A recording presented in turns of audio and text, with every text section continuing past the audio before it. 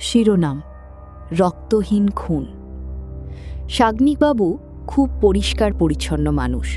তার জীবনে সব কিছুই নিয়ম মাফিক চলে, কিন্তু সেই নিয়মে একটা বড় ভেদ পড়ল যখন তিনি তার পুরনো বন্ধু রনিতকে খুন করার পরিকল্পনা করলেন। রনিত তার সাথে বিশ্বাসঘাতকতা করেছে, আর সাগ্নিকের কাছে এর একটাই শাস্তি: মৃত্যু। পরিকল্পনা: সাগ্নিক জানতেন রনিতের একটা অভ্যাস আছে। তিনি প্রতিদিন ভোরবেলা ঘুম থেকে উঠে এক গ্লাস ঠান্ডা জল খান।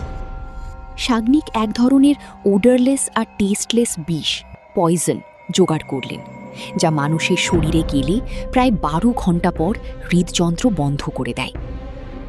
সময়: শনিবার রাত। স্থান: রনিতের নিচুতলার ফ্ল্যাট। পদ্ধতি: রনিতের জলের বোতলে বিষ মিশিয়ে দেওয়া। ঘটনার রাত। সাগ্নিক খুব সাবধানে রনিতের বাড়িতে ঢুকলেন। তিনি জানতেন রনিতের বাড়ির চাবি কোথায় থাকে। সবকিছু ঠিকঠাক হলো। রনিতের ফ্রিজে থাকা জলের বোতলে তিনি বিষ মিশিয়ে দিলেন।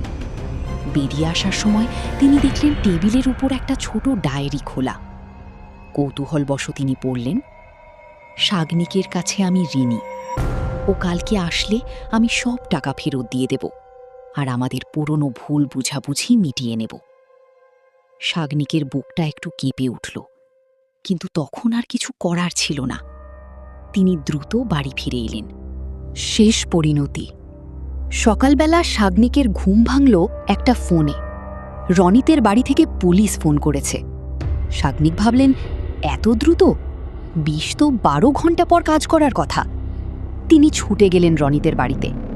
দেখলেন রনিত মরণ পাঞ্চে ঝুলছে না, বরং তিনি সুস্থ অবস্থায় বসে আছেন। পুলিশ সাগ্নিককে দেখেই হাতকড়া পরিয়ে দিল। টুইস্ট: সাগ্নিক অবাক হয়ে জিজ্ঞেস করলেন, কিন্তু বিষ? আমি তো জলের বোতলে। পুলিশ অফিসার হেসে বললেন, সাগ্নিকবাবু, আপনি খুব পরিষ্কার মানুষ হতে পারেন, কিন্তু আপনি ভুল করেছেন। আপনি বিষ মিশিয়েছেন রনিতের ফ্রিজে থাকা ডিস্টিলড ওয়াটারের বোতলে, যা ও তার ব্যাটারিতে দেওয়ার জন্য রেখেছিল। কিন্তু ঘটনা হলো, আপনি পালানোর সময় নিজের পকেট থেকে নিজের অ্যাজথমা ইনহেলারটি টেবিলে ফেলে এসেছিলেন, আর সেই ইনহেলারের মধ্যে আপনি ভুল করে সেই আসল বিষটা ভরে রেখেছিলেন, যা আপনি ভুল করে নিজেই আজ সকালে ইউজ করেছেন। সাগ্নিকের চোখ ঝাপসা হয়ে এলো। তিনি বুঝতে পারলেন রনিতকে মারতে গিয়ে তিনি নিজের পরিচ্ছন্নতার অভ্যেসে বিষের কৌটো আর ইনহেলারের রিফিল অলটপালট করে ফেলেছিলেন।